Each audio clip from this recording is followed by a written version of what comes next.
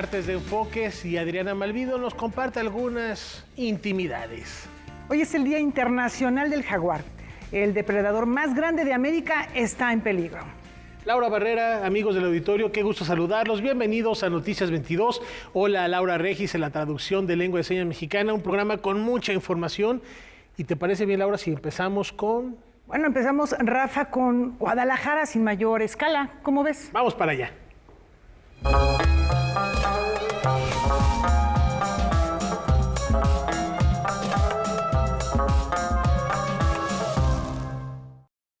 Nos vamos entonces a La Perla Tapatía con la información de la Feria Internacional del Libro, que se está poniendo muy bien.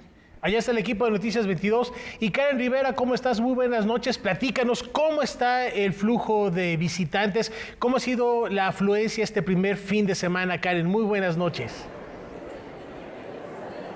¿Qué tal, Rafael, Laura, amigos de Noticias 22? De verdad que es un gusto saludarlos desde la Feria Internacional del Libro de Guadalajara 2022. Y efectivamente, la cantidad de gente que ha ingresado a este encuentro es verdaderamente alarmante, de verdad.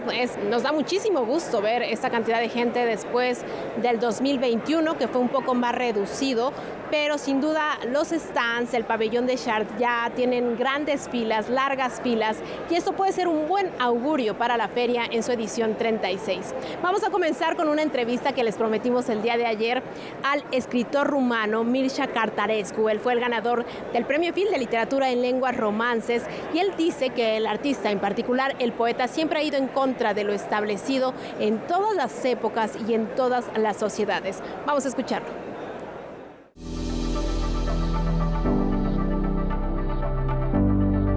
Tocmai din acest motiv, pentru că o lume consumistă este o lume moartă. Ori tocmai acest lucru încearcă să-l contracareze puterea cuvintelor. Cuvintele adaugă valoare unei lumi care nu mai știe ce sunt valorile. Poezia este întotdeauna împotriva establishmentului, de orice fel. Pentru că este individuală, este independentă și este o formă de subversiune. Nu numai când este direct politică sau direct socială, ci chiar și când se prezintă sub forma unui poem despre natură sau unui poem de dragoste. Pentru că chiar și atunci se manifestă în ea libertatea minții, de care se teme orice tiran. Aparent, poezia nu mai are un statut atât de înalt în secolul 21 cum l-a avut în secolul precedent. Astăzi ei par mai curând umili. Volumele de versuri sunt așezate undeva în spatele librăriilor. Dar acum, să nu uităm, fiecare om are posibilitatea de a posta poezii pe rețelele de socializare, și asta se și întâmplă, încât fiecare om din lume poate accede la un statut de poet.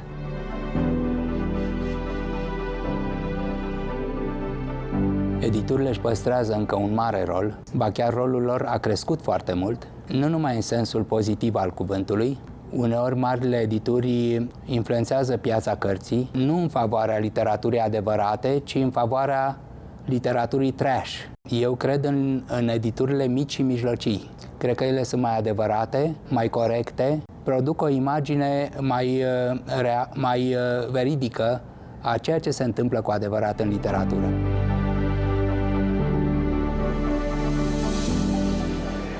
El ruletero es uno de los primeros relatos que llegó a México de Mircea Cărtărescu, y si tienen oportunidad deben leerlo, no se van a arrepentir.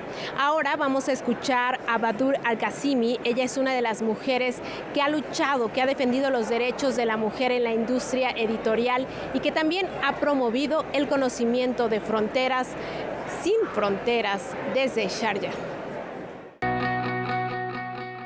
Los Emiratos Árabes Unidos cuentan en su territorio con más de 250 editoriales que promueven la literatura de su región y que son capaces de publicar cerca de 1000 nuevos títulos cada año, muchos de ellos traducciones.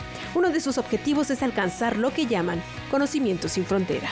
So Knowledge Without Borders is an initiative that was started in Sharjah a few years ago, where our government gave free books to people in their houses, 50 books to every household in UAE, in Sharjah specifically.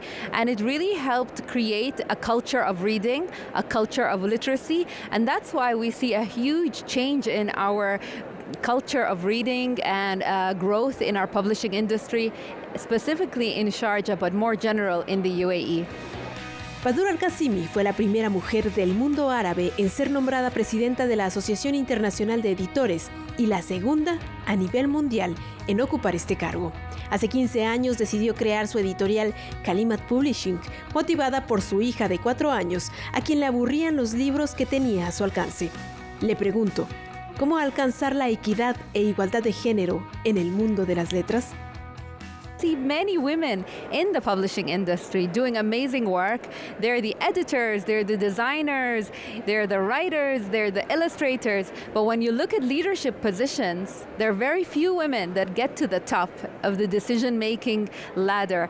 And looking at my own career path in IPA, I was only the second woman to reach the presidency of IPA in 126 years, which means there's something fundamentally wrong about our industry. There's no support for women to grow and reach leadership positions. ¿Y cómo dialogan las editoriales del presente con la tecnología? We are in the digital era at the moment, and we look around and some people are still stuck in the past, you know, and I think it's very important for us as publishers to look at what are the new opportunities, how can we embrace technology to help us grow and reach new readers and go into other markets. Noticias 22, Karen Rivera. Entre las actividades que esta feria tiene se encuentran los ecos de la FIL y consiste en que los autores, los científicos, los escritores visiten las escuelas de los alrededores de Guadalajara, de Jalisco y bueno, que así estén más cerca de sus lectores. Rodrigo Peredo acompañó a María Dueñas y esto fue lo que sucedió. Salgamos un poco del territorio FIL. En un esfuerzo por promover y difundir la lectura, se han organizado diferentes actividades y propuestas para los jóvenes de la Perla Tapatía. Por ejemplo, María Dueñas se reunirá con algunos jóvenes en la Prepa 18 de aquí de Guadalajara, Jalisco. Está de más ver el reloj. Son las 10 de la mañana y María Dueñas ha llegado puntual a su cita. No esperó ni 5 minutos en el lobby de su hotel para tomar un transporte acompañada de su editora de confianza. Tenemos 14 kilómetros por delante y 39 minutos exactos, suficientes para recorrer una gran proporción de la capital jalisciense.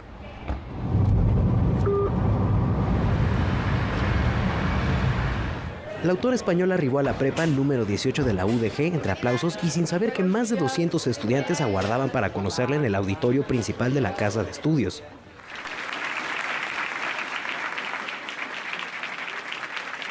Bueno, me siento encantada. En realidad yo tendría que haber hecho este viaje el año pasado, porque es cuando acababa de publicar mi novela, pero la pandemia nos impidió todo y ha sido una alegría enorme volver.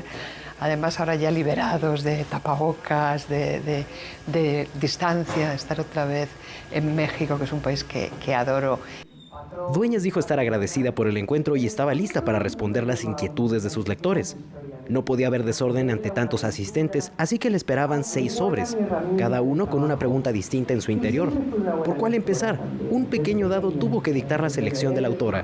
El hecho de poder conocer a una autora, que en este caso es María Dueñas, la misma preparatoria se nos ha encargado pues por ahí leer un poco de su contenido y al momento de poder preguntarle estas dudas que surgen al momento de ir leyendo su libro, pues es una experiencia muy grata que voy a valorar.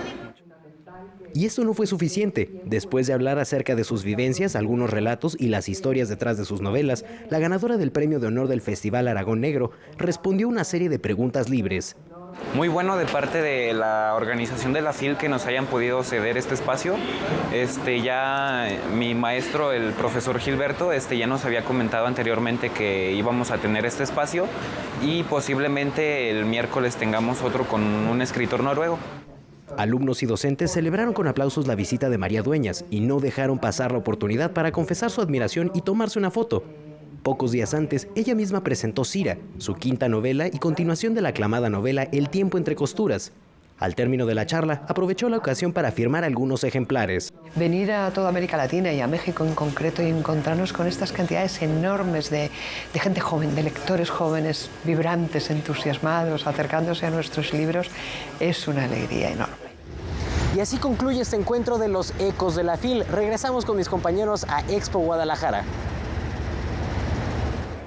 El Fondo de Cultura Económica presentó en esta feria una colección que cautivará a los amantes de la imagen. Se trata de la colección de novela gráfica que nos tiene muchas sorpresas. Hola, ¿qué tal? Pues andamos aquí en la Feria del Libro de Guadalajara. Muy contentos de presentar una colección espléndida del Fondo de Cultura. Yo soy Ricardo Peláez, goicoechea, ilustrador, narrador gráfico. Yo soy José Cárdenas Pepeto.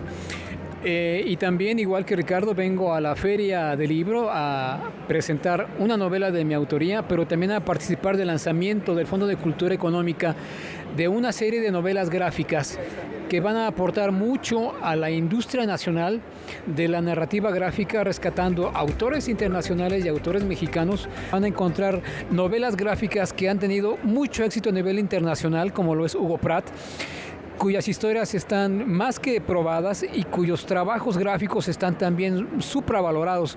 La historia que a mí me publica en esta colección del Fondo de Cultura, yo aquí lo que quiero ensalzar es sobre todo la historia de John Steinbeck, un escritor norteamericano, premio Nobel, que yo admiro profundamente.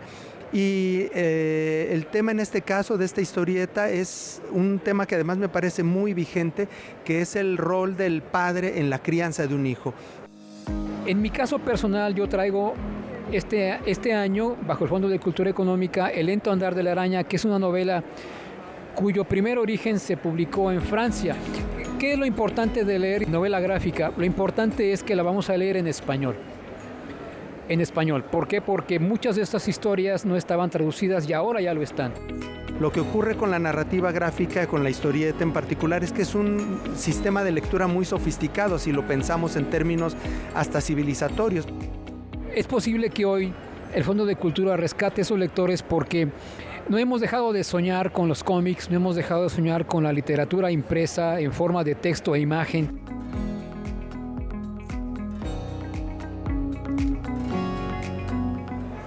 Bueno, pues es otra forma de leer el mundo, de habitar el mundo a través de estas ilustraciones. Rafael Laura, se ha vivido una feria bastante viva, bastante emotiva, con la gente aquí sonriendo, porque ahora podemos ver las sonrisas sin cubrebocas. ¿Qué les parece? Muy interesante, Karen, fascinante, vale la pena darse una vuelta. Y ahí te encargamos algún libro de Cartarescu, si está alguno de los poemarios, creo que Nostalgia está traducido al español. Claro. Pues ahí se los encargamos. Y bueno, publicados por Impedimenta, por cierto, unas ediciones muy hermosas. Tenemos más de Guadalajara en unos instantes. Volvemos.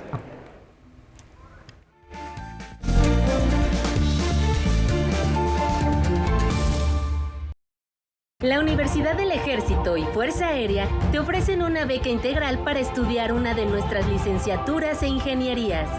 Si tienes vocación de servicio y un profundo amor a México, tenemos un lugar para ti. Prepárate y participa. Consulta las bases en nuestra convocatoria a través de nuestras redes sociales. Universidad del Ejército y Fuerza Aérea. A tu futuro, dile presente. La gran Fuerza de México. Gobierno de México. En la Cámara de Diputados legislamos en beneficio de nuestro país. Acatamos la Constitución política para construir leyes acordes a la realidad nacional. Las diputadas y los diputados trabajamos con respeto a la diversidad y el diálogo para el desarrollo de oportunidades en cada rincón del país. Porque México eres tú. Legislamos para todas y todos. Cámara de Diputados, Legislatura de la Paridad, la Inclusión y la Diversidad.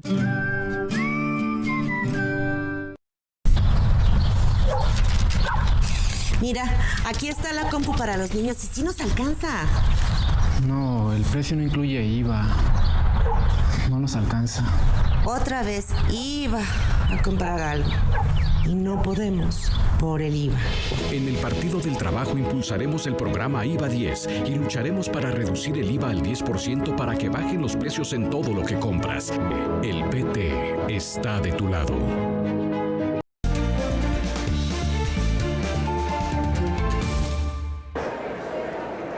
Continuamos en esta transmisión especial desde la Feria Internacional del Libro de Guadalajara. Poeta nicaragüense, revolucionaria, ella es Gioconda Belli. Óscar Cortés tuvo la oportunidad de platicar con ella, quien en su momento ganó el Premio Phil de Literatura en Lenguas Romances. La lucha social y política en Nicaragua, así como la creación literaria, son algunos de los temas que aborda en primera persona la escritora Gioconda Belli en su título Luciérnagas, que es una recopilación de artículos de opinión. La desilusión que hemos tenido con todo lo que ha pasado, la situación dramática en que está el país en este momento, me pareció que era importante revelar una serie de documentos que yo tenía, porque la gente me pregunta qué le pasó a Daniel Ortega. Entonces uno lee esto y se da cuenta cómo fue esa deriva autoritaria. Y eso me pareció importante. Hasta que uno ve cómo se pierde una democracia, lo rápido que sucede, se da cuenta lo fácil que es que se pierda. Entonces en este momento en América Latina hay varias instancias donde se está jugando el futuro de los países, de los pueblos. Y entonces vale la pena que se lea para que también se tomen en cuenta esas señales. También le da voz a la creadora, a la mujer que con pasión escribe sus poemas y novelas desde una mirada íntima. Esa mezcla que la gente cree que el compromiso político te vuelve duro, te vuelve lejano, y yo creo que no, que es al contrario, ¿no? Que cuando uno se acerca a la realidad de esa forma, el corazón se pone más permeable a la experiencia humana, ¿no? Y por eso uno es más capaz de captar empáticamente la vida de los demás y ponerla en las novelas, en la poesía, etc. Y también creo que es interesante para las mujeres este libro porque hablo mucho de la parte, digamos, de la concepción de un feminismo distinto, un feminismo donde puedan alcanzar, ¿no?, también los hombres, porque el feminismo no es solo cambiarnos las mujeres, es también tiene que ver con cambiar el mundo, cambiar la manera en que nos relacionamos las personas, porque hemos descuidado nuestro planeta. ¿Qué más? Creo que lo que hagamos hoy es lo que va a determinar el futuro. Noticias 22, Óscar Cortés. Te hace especial no saberte especial. El pájaro no sabe que vuela y el mar no sabe que es azul. Estas son las palabras de la poeta Elvira Sastre, invitada de lujo hoy en Noticias 22. Elvira, qué gusto tenerte aquí. Un placer. Elvira, ¿de qué manera tú nos muestras lo cotidiano, lo que observas día a día y a través de eso nos llevas a vivir la poesía?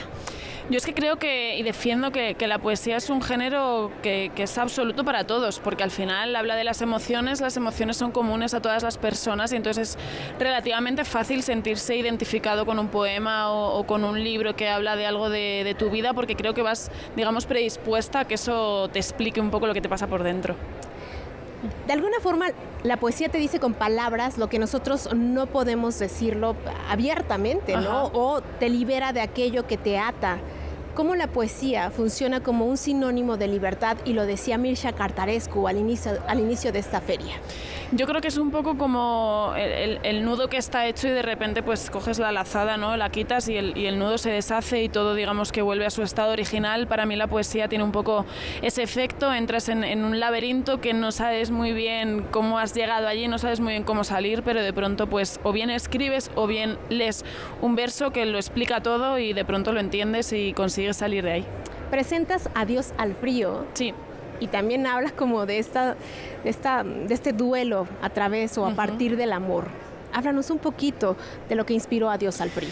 Bueno, Adiós al frío es un libro que está escrito durante 4 años. Pasaron 4 años desde mi anterior poemario, La soledad de un cuerpo acostumbrado a la herida, que tiene muchas diferencias porque ese libro lo escribí como en un lapso de 3 meses. Venía de una ruptura muy dolorosa y fue como un poco mi terapia. Y este libro es un poco como esa vista a años y esa reflexión y también esa calma desde el dolor. Y es como haber revivido lo mismo en parte del libro, pero conmigo colocada en otro lugar, digamos. Entonces ya como que llegas a ello de una manera diferente, con más reflexión, con más quietud y ese dolor, digamos, que se ha transformado un poco y puedes volver a él sin ese miedo y sin ese daño que a lo mejor en ese momento sentía. La poesía también es un espacio de contención de emociones. Bueno, de contención o de expresión. Yo creo que yo, por lo menos cuando me siento a escribir, es como que lo derramo todo. Luego pongo el punto final o cierro la página y digamos que vuelvo un poco como a recluirme, ¿no? Que además yo soy como muy de mis adentros. Pero es verdad que a la hora de escribir intento como dejarlo todo a un lado, hacerlo desde la honestidad absoluta y no dejarme nada. Ser absolutamente libre significa ser muy valiente y eso tú lo sabes muy bien, Elvira. Bueno, yo creo que es una cuestión más de actitud. Creo que la vida lo pone complicado, ser libre y valiente las 24 horas del día, pero si conseguimos encontrar pequeños reductos en los que poder serlo, creo que la vida así es un poquito más sencilla.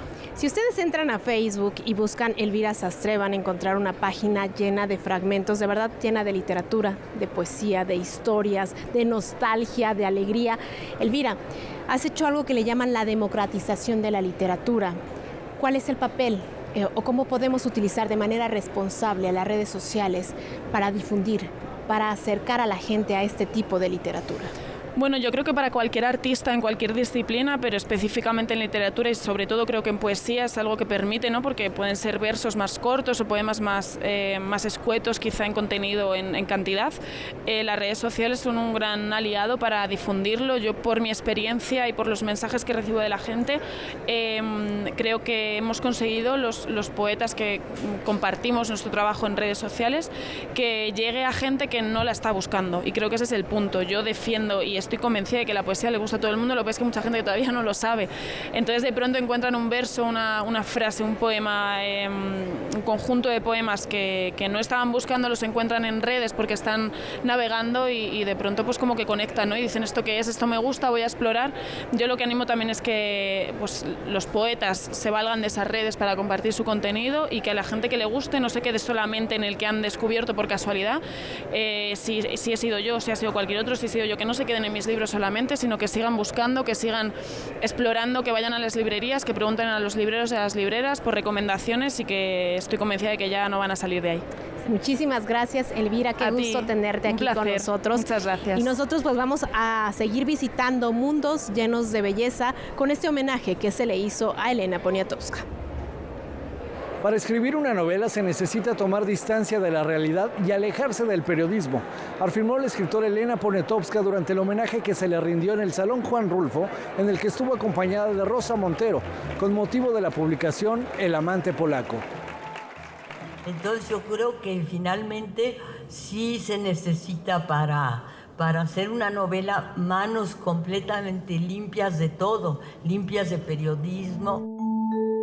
Por eso, la ganadora del premio Cervantes tardó 3 años en escribir El amante polaco, que da cuenta de su genealogía a partir de su tatarabuelo, Stanislao Poniatowski, quien fue el último rey de Polonia. Y quise saber también yo, leí libros en francés, no hay nada en español, leí, entonces dije, bueno, voy a partir de esas lecturas y también lo que oí en mi familia, hacer Poniatowski, tatarabuelo, tatabás, todavía es 1740, son muchísimos años, y ese hombre enamorado de Catalina la Grande. De manera paralela, en esta publicación, la escritora mexicana también aborda su vida personal y profesional. Por tal motivo, Rosa Montero hizo referencia a fragmentos para recordar a personajes que marcaron su vida. He recibido amenazas, mentadas de madre, insultos telefónicos, cristalazos, rayones, páginas cuajadas de injurias. Sí, lo sé, son los gajes del oficio, decían Monsiváis y Pacheco, mis compañeros de México en la cultura. También Elena destacó a su familia, así como a su esposo, el astrónomo Guillermo Haro. Estoy muy orgullosa de Guillermo Haro. Es un personaje, sí. Es un gran personaje. Por último, la periodista española leyó unas líneas para hacer referencia a Paulette Amor, la madre de Elena. Por ti, tomaré la tetera y la levantaré como una diosa civilizatoria. Y al servirme, recordaré que una tarde en la rue Cachemire-Perrier protesté: «Mamá, estamos solas, ni que fuéramos japonesas». Desde que moriste, mamá, vivo en Japón.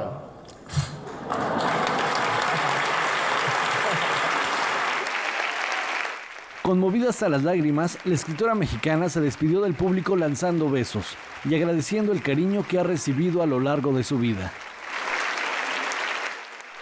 Noticias 22, Óscar Cortés.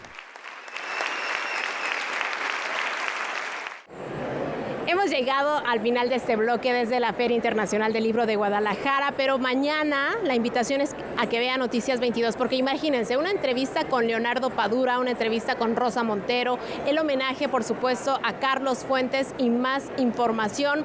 Rafael, Laura, envídienme, pero pues si quieren, díganme qué libro quieren que les lleve, yo por aquí se los busco. ¿Qué les pareció? Muy bien, Karen. Bueno, ya había dicho Cartarescu, pero puede ser también algo de Elvira Sastre, Adiós al frío, ¿por qué no?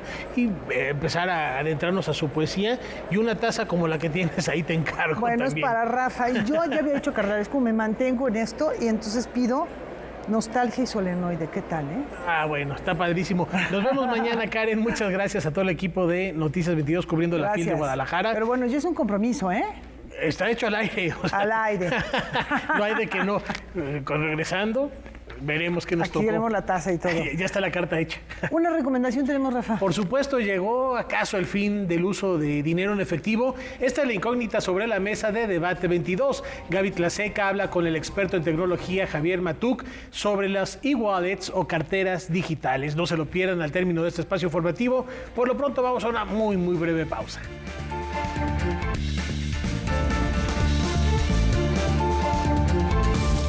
La COFESE trabaja para que elijas entre mayores opciones los bienes y servicios que más se ajustan a tus necesidades. Yo veré los partidos del Mundial en el lugar que tenga las pantallas más grandes para no perder detalle. Yo prefiero ver los partidos de la selección en el lugar con más ambiente para poder festejar. Yo elijo el lugar que tenga promociones de comida para disfrutar con mis amigos. Con competencia, tú eliges. Más competencia para un México fuerte. Comisión Federal de Competencia Económica. Visita cofese.mx. Aquí en el estudio de Pantalla de Cristal, Manuel Palazuelos, productor y director, nos va a presentar un documental muy importante de un personaje que también es muy importante en la historia de México. ¿Quién es, Manuel? Vicente Guerrero, un hombre que nos enseña que pueden hacerse ideales y crecer y desarrollarse y tener un mejor futuro. Un mejor futuro. Vicente Guerrero, este documental de Manuel Palazuelos, aquí en el estudio de Pantalla de Cristal. Miércoles, 21:30 horas.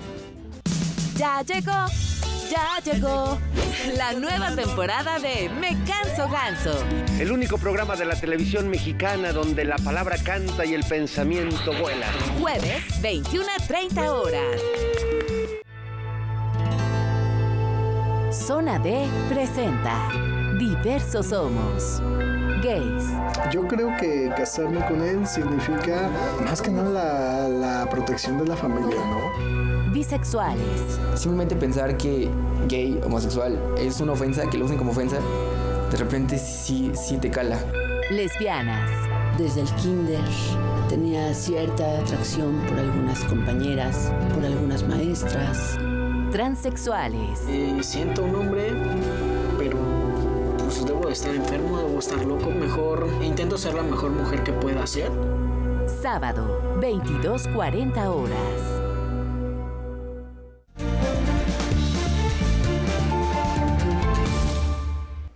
Bellas Artes fue el escenario para el último adiós de Héctor Bonilla.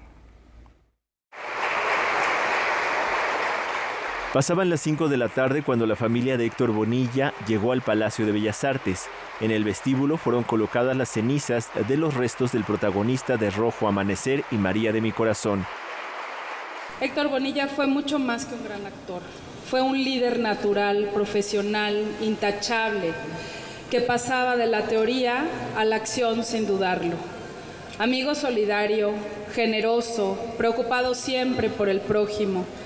Fue un histrión inmenso y un ciudadano ejemplar. Su talento merece el homenaje que hoy le rendimos aquí, en el principal recinto de las artes de México, porque su legado no acaba con su partida. Fue actor excepcional, dramaturgo, director, productor, gestor, líder gremial, pero sobre todo fue un maestro de oficio y ejemplo de vida para varias generaciones.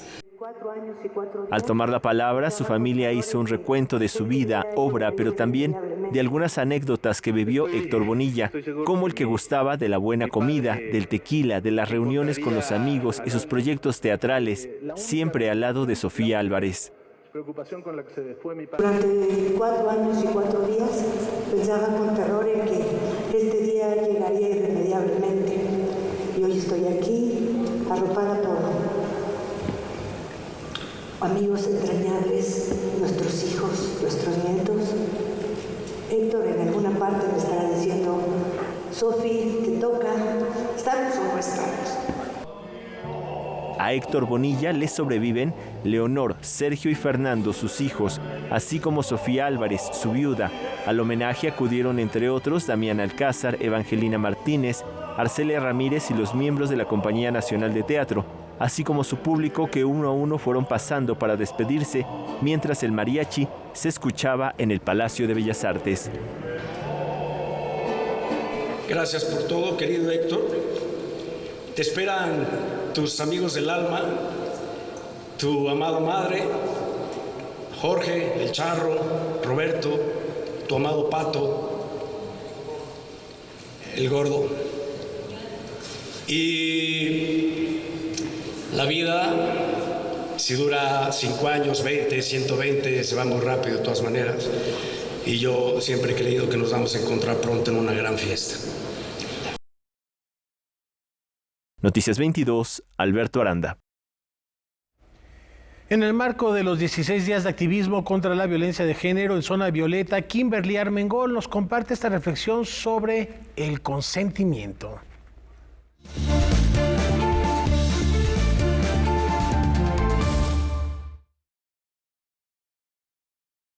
Hoy en Zona Violeta vamos a analizar el tema del consentimiento como un punto crucial para eliminar la violencia sexual en contra de las mujeres. Consentimiento significa estar activamente de acuerdo con realizar actividades de índole sexual con una persona. El consentimiento le indica a la otra persona que sí deseamos tener relaciones sexuales. La actividad sexual sin consentimiento es una violación o una agresión sexual. ¿Quiénes son las personas que no pueden dar su consentimiento? Ningún menor de edad. Ningún menor de 18 años tiene la capacidad de dar consentimiento. Tampoco las personas ebrias, quienes están drogadas, quienes están bajo el influjo de algún estupefaciente o personas con alguna discapacidad. El consentimiento nunca tiene que darse por sentado por la ropa que lleves o el lugar en el que te encuentres. El consentimiento siempre se tiene que comunicar con claridad. No tiene que haber margen de duda, de misterios. El silencio no es consentimiento. Por ejemplo, España dio un paso muy importante en esta materia desde agosto. Promulgaron la Ley de Garantía Integral de Libertad Sexual, que es conocida como la ley Solo sí es sí. ¿Qué significa? Esta ley tiene sus raíces en el polémico caso de La Manada, 5 hombres que violaron a una mujer de 18 años durante las fiestas de San Fermín en Pamplona en 2016. Esta ley ya no distingue entre abuso y agresión sexual. Cualquier interacción sexual sin consentimiento de la otra persona va a ser una agresión. Se va a castigar con cárcel de 1 a 4 años. También se introduce el agravante de sumisión química o utilizar fármacos o drogas para reducir o anular la voluntad de la víctima, algo que se consideraba abuso y que ahora pasa a ser agresión. Los críticos de esta ley creen que vulnera la presunción de inocencia y la igualdad de género frente a la justicia. Hay que recordar que la violencia sexual no se presenta de una única forma. No es necesario que haya un arma ni que la víctima se resista, grite o que diga que no. La mayor parte de las agresiones sexuales no involucran a desconocidos en callejones oscuros como nos imaginaríamos. Por lo general, es alguien que la víctima conoce o incluso su pareja romántica. Establecido en 1988, el Día Mundial del SIDA fue el primer día dedicado a la salud en todo el mundo. En la antesala de esta jornada, las cifras no son nada alentadoras. Vamos a conocer más. Poco hay que celebrar en el Día Mundial de la Lucha contra el SIDA. La OMS y ONU-SIDA han detectado que en América Latina se incrementaron los casos en un 21%, solamente del 2010 al 2019, lo que implicaría que cerca de 20,000 personas más fueron diagnosticadas con VIH. Hemos tenido infinidad de avances científicos, tecnológicos, nuevos medicamentos. Hemos avanzado en que ahora sabemos que si una persona está en tratamiento, se detecta a tiempo, está en tratamiento, hay una supresión virológica de manera sostenida, damos por hecho de que es indetectable, es igual e intransmisible. Ahí se para la cadena de transmisión del VIH de una persona a otra. En México, en donde se detectó el primer caso de VIH en 1983, hay más de 240,000 personas con el virus. Y es que de acuerdo a datos del sistema de salud, se registran alrededor de 55 nuevos casos al día.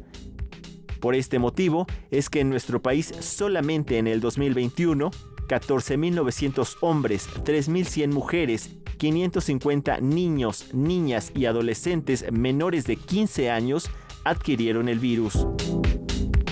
Estamos en un entorno donde hace falta fortalecer la respuesta comunitaria. La respuesta comunitaria llega a aquellas poblaciones de mayor difícil alcance a los que los sistemas de salud no llegan. Entonces, si tú fortaleces la respuesta comunitaria que hacemos, el trabajo que hacemos las organizaciones civiles, vamos a contribuir enormemente a cerrar esa brecha de desigualdad social en donde están las poblaciones mayormente afectadas, tanto para el VIH, para la viruela del mono, y con ello vamos a garantizar que una epidemia no pase de una población a otra. Si bien las personas en tratamiento ya no fallecen y tampoco transmiten el virus, se tiene que trabajar en la educación, detección y combate al estigma y discriminación. No es lo mismo vivir en la Ciudad de México que vivir en otras entidades federativas donde el estigma y discriminación todavía tiene repercusiones más negativas. En la mayoría de las entidades federativas tenemos leyes estatales para prevenir la discriminación, pero muy pocos estados tienen institutos estatales para prevenir y erradicar la discriminación. Entonces, desde estos institutos se tendrían que establecer estrategias para erradicar todo tipo de educación. ¿Mediante qué? Mediante la educación. La educación es clave, es informar y quitar todos esos mitos y prejuicios en torno al VIH. Organizaciones como AHF México señalan que en realidad no son 240,000 personas con VIH en el país. Esta cifra podría ser en realidad de 360,000 personas. El gobierno y la sociedad civil solo tienen 8 años para alcanzar las metas de la ONU para el 2030, en las cuales está la detección temprana y tratamiento. Mientras hay que recordarle a la población en general que la pandemia del VIH sigue y que hay mecanismos para protegerse. Las enfermedades o las infecciones que se pueden transmitir por vía sexual pueden dársela a cualquier persona, pero que la pieza clave es cuidarse y protegerse. Noticias 22, Alberto Aranda. Los ecos centenarios de nuestro muralismo resuenan en el Salón de la Plástica Mexicana. El Salón de la Plástica Mexicana, nacido en 1949 por iniciativa del Instituto Nacional de Bellas Artes, tuvo entre sus fundadores a varios connotados artistas que también fueron parte de la primera generación de muralistas, como Diego Rivera, David Alfaro Siqueiros y Gerardo Murillo, el Dr. Atl.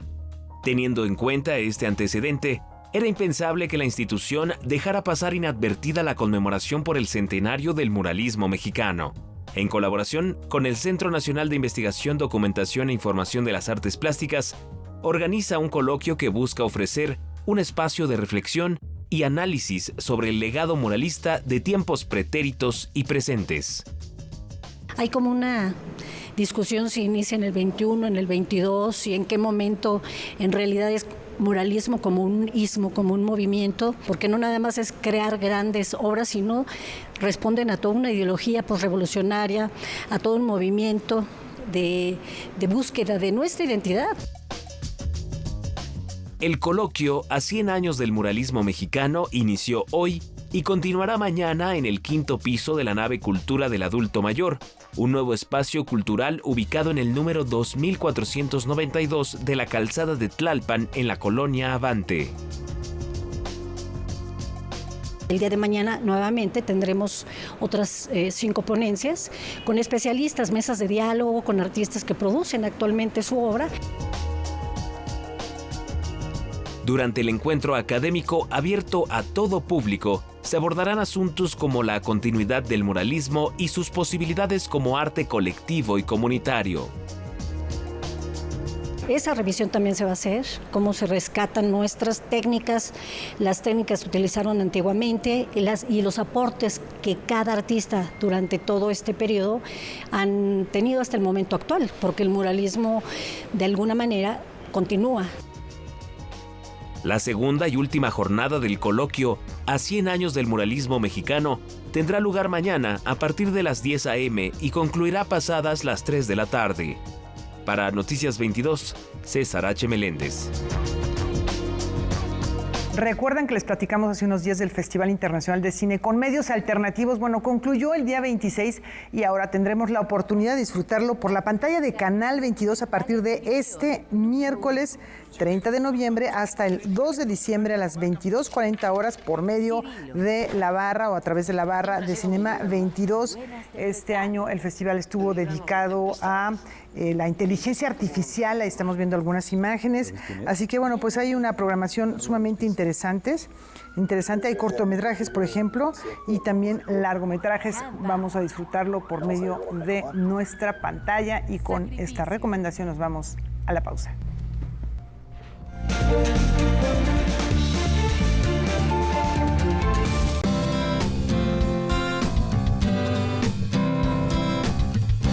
Como audiencia, tienes derechos.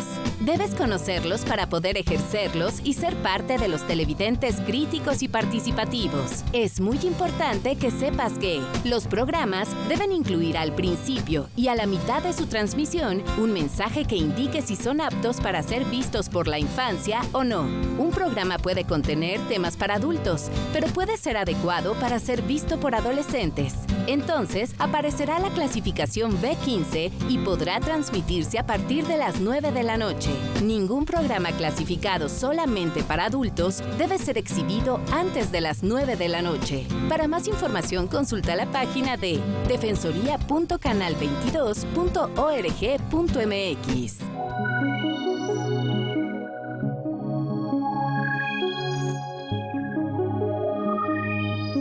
Conoce la historia de diferentes personajes, su visión del mundo, su inspiración y los momentos que han consolidado sus carreras. Nuestra fijación está tanto en la violencia, que es lo primero que glorificamos y que plasmamos en obras que ahora llamaríamos literarias. He intentado sobre todo crear nexos entre el pasado que nos ha configurado y el presente que hemos llegado a ser. Generalmente cuando empiezo un cuento sé cómo empieza y cómo termina. Silvia Lemus presenta la nueva temporada de Tratos y Retratos, miércoles 22 horas.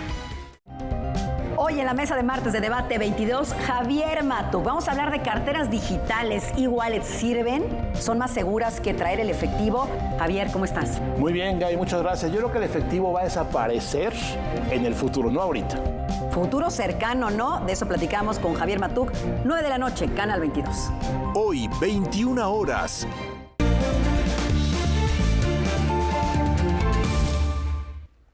El jaguar puede ser un indicador de la salud de los ecosistemas. No obstante, este felino enfrenta una gran amenaza y hoy en su día así lo recordamos.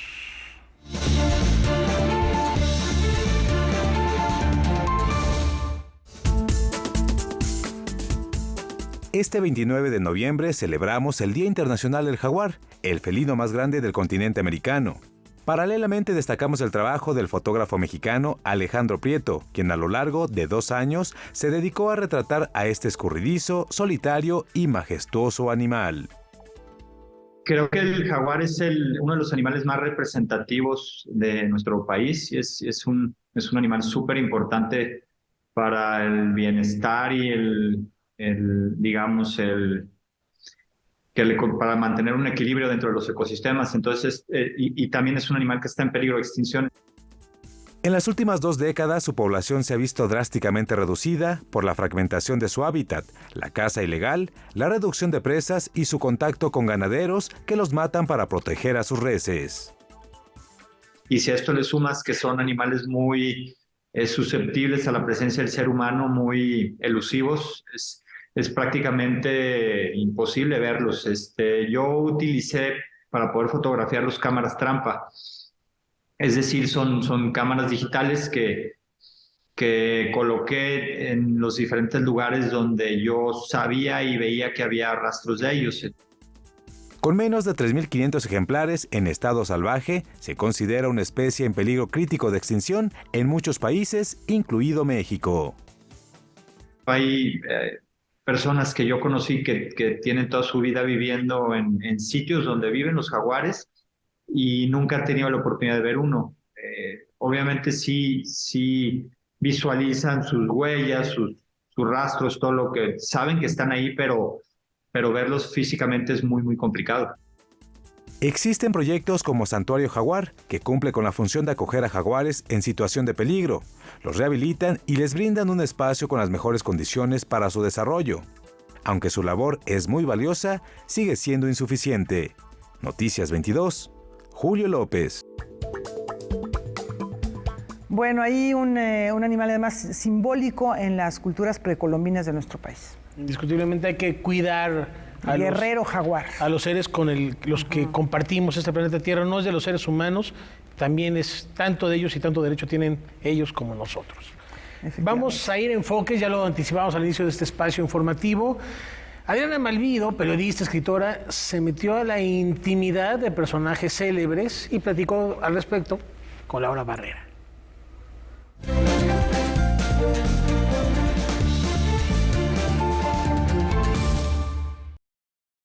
Uno de los grandes temas de la literatura y del arte es el amor. También es frecuente que los autores o autores utilicen sus experiencias amorosas para crear.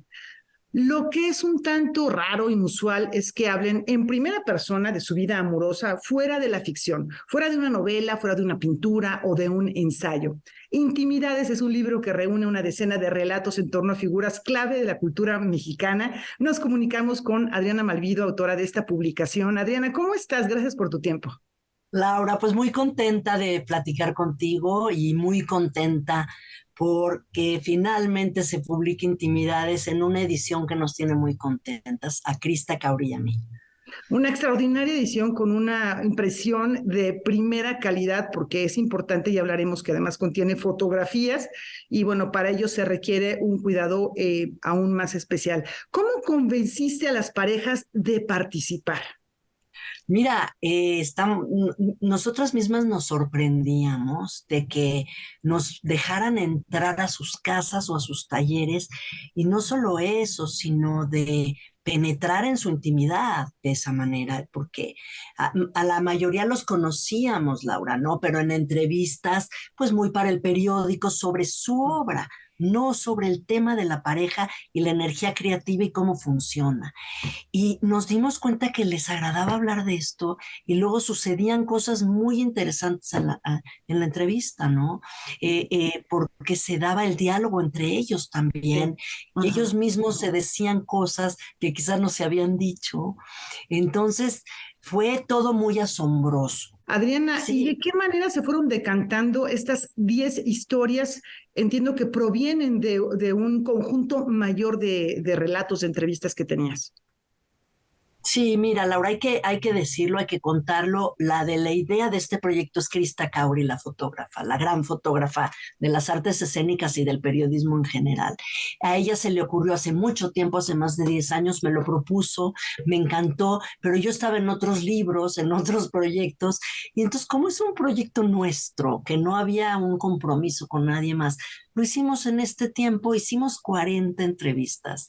Wow. Y además, en un principio el abanico era muy amplio. Había desde cirqueros, parejas, desde los enanitos del cine, en fin, era mucho más amplio y decidimos acotarlo y hacer solo 10 en este primer tomo. Tal vez haya otros, no sabemos, pero por lo pronto este es un proyecto en sí y lo decidimos pues con respecto a la diversidad de las vidas, porque aunque todos, la mayoría son artistas o académicos, la diversidad de formas de ser pareja y de quererse es enorme, Laura. Y cada relato tiene su propia estructura interna. Hay momentos en el que al parecer hay entrevistas por separado y luego también cada integrante, o no sé si también algunos presentaron algo por escrito, no sé, cada integrante de la pareja habla una de la otra, algunas en conjunto, eso es muy evidente en algunos casos. ¿Te propusiste alguna estructura narrativa inicial o cómo fue que lo abordaste?